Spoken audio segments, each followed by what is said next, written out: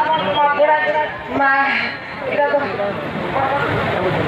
নেই সে আমার যা বলাই রে ওই বলাঙ্গি দিয়ে নগড়া কথা কবে কি জানবে নে ও মোর কথা কই যা পুতা মামা তো ও দেখতে পেলে তোমার মাকে ডাকবো না তো মাকে তো ডাকনি তো ডাকলো মাতা নাই শুনলে বিলকুল হয় গো বিলকুল না শুনলে হ্যাঁ হ্যাঁ এ মামা তা নে শুনলে বলে মনে তো কোনে কাই হেলা চিকো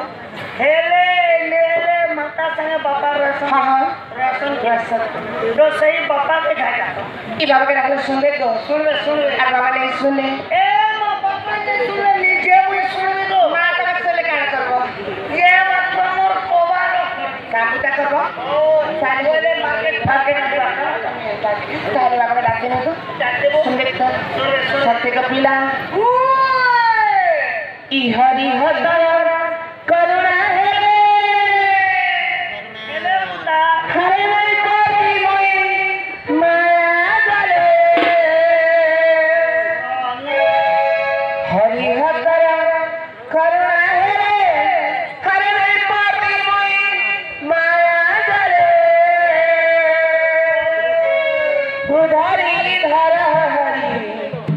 ডাকুছে কেড়ে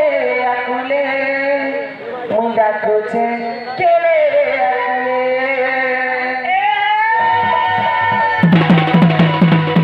হরি হত্যা করে